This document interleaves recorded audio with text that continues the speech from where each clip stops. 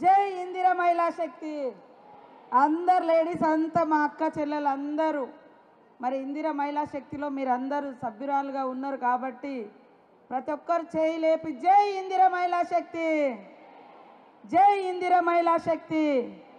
ఈరోజు బ్యాంక్ లింకేజ్లను ద్వారా మరి మీ సంఘాలకు అందరికీ కూడా 41,50,00,000 మేరకు ఈరోజు వడ్డీలు చెల్లించేటువంటి కార్యక్రమానికి సభాధ్యక్షత వహిస్తున్నటువంటి గౌరవనీయులు స్థానిక మన మేయర్ గారు విజయలక్ష్మక్క గారికి, పెద్దలు గౌరవనీయులు మన మహిళల యొక్క వడ్డీలను ఎప్పటికప్పుడు చెల్లించి మహిళలందరూ కూడా సుఖ సంతోషాలతో మహారాణులుగా ఉండాలనే లక్ష్యంతో పనిచేస్తున్నటువంటి మన డిప్యూటీ సీఎం గారు బట్టి విక్రమార్కన్న గారికి, అదేవిధంగా గౌరవనీయులు బీసీ సంక్షేమ శాఖ మాతులు ఇన్ఛార్జ్ గారు ఇక్కడ జిల్లా పొన్నం ప్రభాకర్ అన్న గారికి, మరి ఇన్ఛార్జిగా విచ్చేసినటువంటి వివేకన్న గారికి, వేదిక మీద ఉన్నటువంటి స్థానిక కలెక్టర్ గారికి, మా సిఇఓ దివ్యా దేవరాజన్ గారికి, అదేవిధంగా బండ్రు శోభారాణి గారు మహిళా కార్పొరేషన్,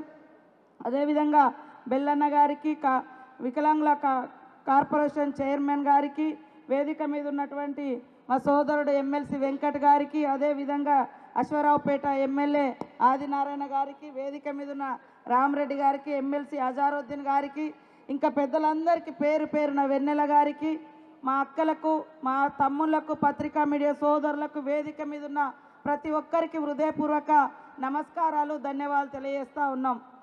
ఈరోజు కాంగ్రెస్ పార్టీ అంటేనే పేదల సంక్షేమాన్ని చూసే పార్టీ. కాంగ్రెస్ పార్టీ అంటేనే ఇందిరమ్మ నాయకత్వంలో మహిళా సంక్షేమానికి పెద్దపీట వేసిన పార్టీ. ఈరోజు దేశంలో మహిళలంటే చిన్న చూపు చూసిన కాలంలోనే దేశానికి ఉక్కు మహిళగా ఉండి ప్రధానమంత్రిగా మరి ఇందిరమ్మ సేవలు మనందరికీ తెలుసు. తెలంగాణ తల్లుల యొక్క బాధ, తెలంగాణ ప్రజల యొక్క ఆత్మ గౌరవాన్ని చూసి ఖచ్చితంగా తెలంగాణ ఇవ్వాలని ఇచ్చినటువంటి తల్లి సోనియమ్మ. అంటే ఎక్కడ చూసినా అడుగడుగున మహిళలను గౌరవించి మహిళలు రాజకీయ రంగంలో, ఆర్థిక రంగంలో బాగుండాలని కోరుకునేటువంటి ప్రభుత్వం ఇందిరమ్మ ప్రభుత్వం, సీఎం రేవంత్ రెడ్డి గారి ప్రభుత్వం అని ఈ సందర్భంగా తెలియజేస్తా ఉన్నాను. గతంలో కూడా కాంగ్రెస్ ప్రభుత్వ ఆధ్వర్యంలోనే పొదుపు సంఘాలు ఏర్పడి మహిళలను మరి 10 రూపాయలు జమ చేసుకుంటే మ్యాచింగ్ గ్రాంట్లు ఇచ్చి ఈరోజు ఒక్క సంవత్సరంలోనే దాదాపుగా 27,000 కోట్ల వరకు బ్యాంకు లింకేజ్ ఇచ్చి వడ్డీ లేని రుణాలు ఇచ్చినటువంటి ఘనత ఈ ఇందిరమ్మ ప్రభుత్వం దాన్ని మీకు అందరికీ తెలియజేస్తా ఉన్నాను. ఈరోజు లక్షల మంది మహిళలు బ్యాంకు లింకేజ్ తీసుకొని పెట్రోల్ బంకులు పెట్టుకుంటున్నారు, పాల కేంద్రాలు పెట్టుకుంటున్నారు, మరి ఇందిరా మహిళా శక్తి క్యాంటీన్లు నడుపుతున్నారు. ఇప్పుడు మా బట్టి విక్రమార్కన్న గారి ఆధ్వర్యంలో సోలార్ పవర్ ప్లాంట్ కూడా పెట్టుకోవడం జరుగుతుంది. ఎందుకు అంటే ఇంట్లో ఆడకూతురు సంతోషంగా ఉంటే ఆ ఇంట్లో ఉన్నోళ్ళందరూ కూడా సంతోషంగా ఉంటారు.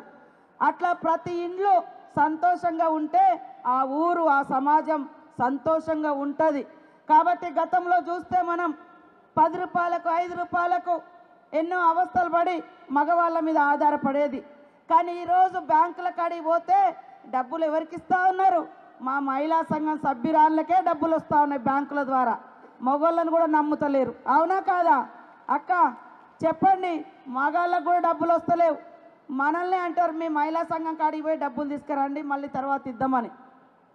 సో ఇంత గొప్పగా వడ్డీ లేని రుణాలు ఇవ్వడంతో ఆ వడ్డీని గవర్నమెంట్ కడుతుంది కాబట్టి బ్యాంకర్స్ కూడా లైన్ కడుతూ ఉన్నారు. మనం ఎక్కడ ఏ మీటింగ్ పెట్టినా మహిళా సంఘాల మీటింగ్. ఎందుకంటే మహిళలు తీసుకున్నటువంటి డబ్బులు రీపేమెంట్ కూడా సక్రమంగా క్రమశిక్షణతోటి 98% తిరిగి చెల్లిస్తూ ఉన్నారు మహిళలు తీసుకున్న బ్యాంకుల కాడ. మీకు మీద భారం పడకూడదని మేము వడ్డీ కూడా ఇస్తూ ఉన్నాం. మన రేవంత్ రెడ్డి గారి ప్రభుత్వం, మన ఇందిరమ్మ ప్రభుత్వం, మన ప్రజాపాలన వచ్చిన తర్వాత మహిళలకు మా గవర్నమెంట్ రాగానే 28 గంటలలో 48 గంటలలో మహిళలకు ఉచిత ప్రయాణం పెట్టినాం. ఇవాళ ఉచితంగా ప్రయాణం చేస్తుంటే టీఆర్ఎస్ వాళ్ళు కళ్ళల్లో నిప్పులు పోసుకుంటున్నారు.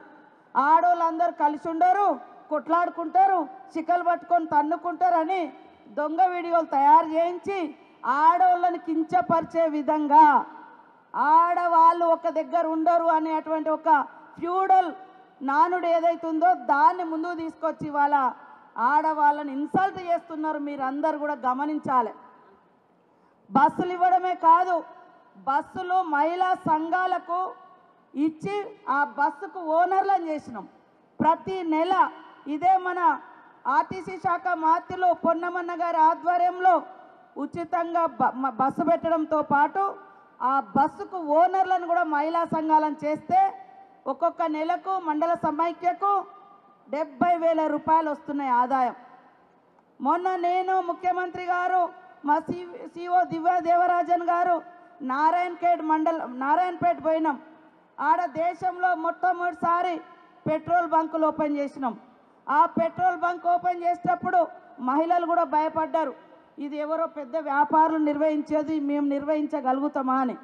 కానీ నిర్వహించి 6 నెలల్లో అన్ని ఖర్చులు పోను మరి 13,80,000 రూపాయలు వాళ్ళు ఆదాయం సమకూర్చుకొని సత్తా చాటినటువంటి మహిళలుగా రికార్డులోకి వచ్చిండ్రు. అదేవిధంగా ఇవాళ హైదరాబాద్లో కూడా 35 క్యాంటీన్లు నడుపుతున్నారు మన మహిళా సంఘాల వాళ్ళు. సెక్రటేరియట్లో ఇందిర మహిళా శక్తి క్యాంటీన్ నడుపుతున్నారు. మన గవర్నమెంట్ వచ్చిన తర్వాత మహిళలకు కుట్టు మిషన్లు కానీ 63 ఫుడ్ ప్రాసెసింగ్ సెంటర్లు ఇలా అనేకం హైదరాబాదు నగర బోర్డున కూడా ఇవ్వడం జరిగింది. మహిళలందరూ కోటీశ్వర్లు కావాలి, 1 కోటి మంది మహిళలు సంఘాలలో ఉండాలని మరి సీఎం రేవంత్ రెడ్డి గారు లక్ష్యంగా పెట్టుకొని ప్రోత్సహిస్తున్నారు. మన గవర్నమెంట్ వచ్చి రాగానే గ్రామాలలో అమ్మ ఆదర్శ పాఠశాలల పనులు మీకే ఇచ్చిర్రు. గతంలో కుట్టు మిషన్ వచ్చినటువంటి వాళ్ళు ఎవరో దళారి దగ్గర పని చేస్తే వాళ్ళు 20-30 రూపాయలు ఇచ్చేది. కానీ ఈరోజు స్కూల్ యూనిఫామ్స్ కావచ్చు, అంగన్వాడీ సెంటర్లలో ఇచ్చే యూనిఫామ్స్ కావచ్చు, మహిళా సంఘాలకే ఇస్తే ప్రతి సంవత్సరం 30 కోట్ల రూపాయలు కుట్టుగూలి కింద మహిళా సంఘాలకు ఆదాయం వస్తుంది. గ్రామీణ ప్రాంతాలలో ధాన్యం కొనుగోలు చేసే పని ఎవరో చేసేది వేరే వాళ్ళు. కానీ ఈరోజు మహిళా సంఘాలకు ఇస్తే ఒక్కొక్కరు 1 కోటి అంటే ఒక్కొక్క సెంటర్లలో ఒక్కొక్క జిల్లా సమైక్యలలో మరి కోట్ల రూపాయల ఆదాయం వస్తుంది. అంటే ఇదంతా చేసేది మహిళా అభివృద్ధి కోసం.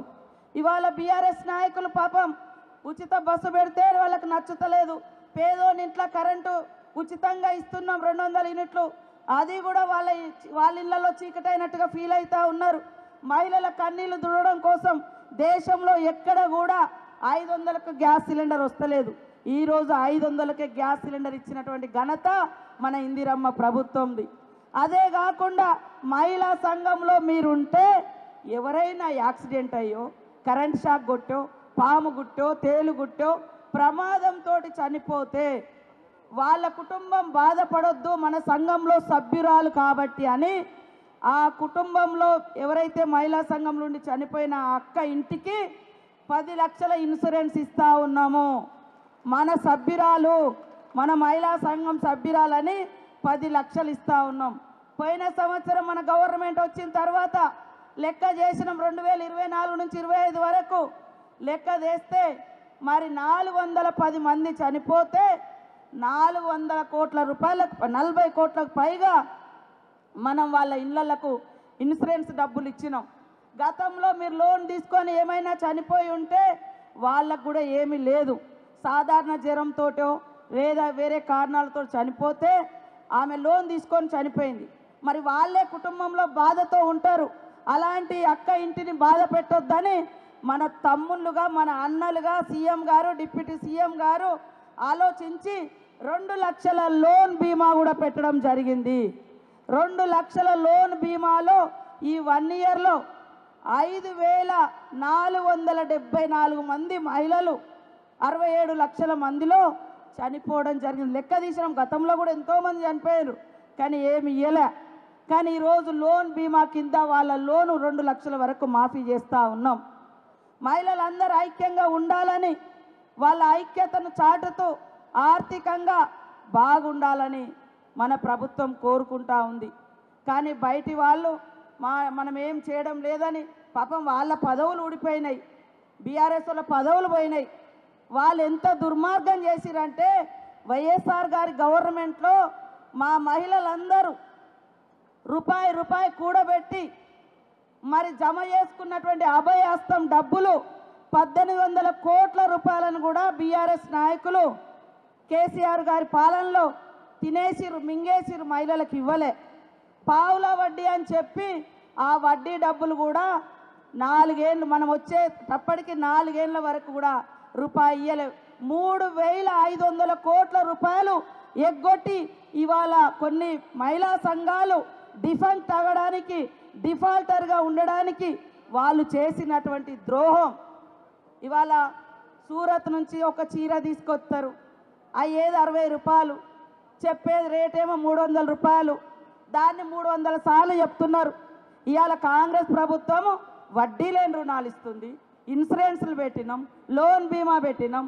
మహిళలు బయటికి ఏదన్నా ఇక్కడ కూర్చుంటారు, ఇంటికా నుంచి ఎవరో ఆతృత ఉందని ఫోన్ చేస్తారు, మీ చేతిలో చిల్లి గవ్వలేదు, అరే బస్సు ఎక్కిపోయి అక్కడ దిగుతుందని ఆలోచించి మేము బస్సు ప్రయాణం పెడితే దాన్ని తిడతారు.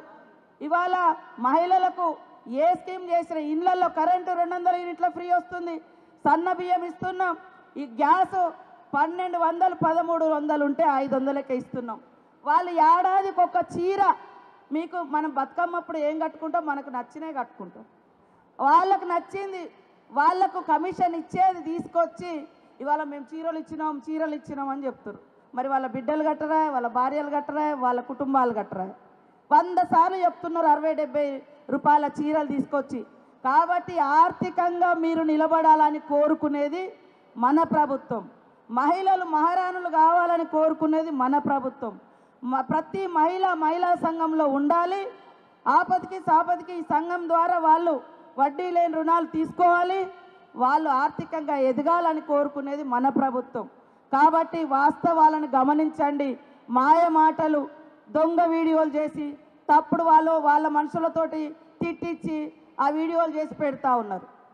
ఇవాళ బతుకమ్మ అంటే మన అందరికీ బతుకునిచ్చే పండుగ, మన సంస్కృతి సాంప్రదాయాలు. బతుకమ్మ పండుగ మీద కూడా కాంగ్రెస్ను తిట్టడానికే వాళ్ళు పాటలు రిలీజ్ చేయడం అంటే ఎంత దుర్మార్గమో చూడండి. అంటే పండుగలో కూడా రాజకీయాన్ని ఎట్లా తీసుకొస్తున్నారు. పండుగ స్వచ్ఛత, పూల పండుగ, చెరువులకు మొక్కుకునే పండుగ. మరి ఆడవాళ్ళు అమ్మగారింటికి వచ్చినాక సంతోషంగా ఉండే పండుగలో కూడా రాజకీయాలు చెప్పించి రాజకీయ తిట్లను తీసుకొచ్చి బతుకమ్మ ఆడమని అంటున్నారు. ఇవాళ అందరూ సంతోషంగా ఉంటే వాళ్ళకు నచ్చుతలేదు, ఎందుకంటే వాళ్ళ పదవులు పోయినాయి. వాళ్ళ ఇంట్లో ఆడబిడ్డనే వాళ్ళు ఓర్చుకోలేకపోయారు, వాళ్ళ ఇళ్ళల్లో ఆడబిడ్డలే ఫోన్లు ట్యాపింగ్ చేసిన వాళ్ళు. ఇక మన ఆడబిడ్డల్ని బాగుండాలని వాళ్ళు కోరుకుంటారా? కోరుకోరు. ఎప్పుడైనా ఇందిరమ్మ పాలనే మనందరికీ మరి ఆదర్శవంతమైన పాలన, ఆదుకునే పాలన, 1 కోటి మంది మహిళల్ని కోటీశ్వర్లను చేయాలని కంకణం కట్టుకొని ఈ ప్రభుత్వం నడుస్తుంది. అందరూ దీవించండి, అందరూ తోడుగా ఉండండి. మీ సమస్యల పరిష్కారం కోసం నిరంతరం మహిళా సంక్షేమ శాఖ ద్వారా నేను కూడా మీకు తోడుగా ఉండి, మరి పెద్దలు గౌరవనీయులు మన బట్టి విక్రమార్క అన్నగారితో, సీఎం గారితో మీ సమస్యలు ఏమున్నా కూడా మాట్లాడి పరిష్కరించే బాధ్యత నాది, మాది, స్టేజ్ మీద ఉన్నటువంటి పెద్దలదని కూడా తెలియజేస్తూ మీ అందరికీ నమస్కారాలు, ధన్యవాదాలు, బతుకమ్మ శుభాకాంక్షలు, దసరా శుభాకాంక్షలను తెలియజేస్తూ సెలవు తీసుకుంటా ఉన్నాను. జై ఇందిర మహిళా శక్తి, జై ఇందిర మహిళా శక్తి.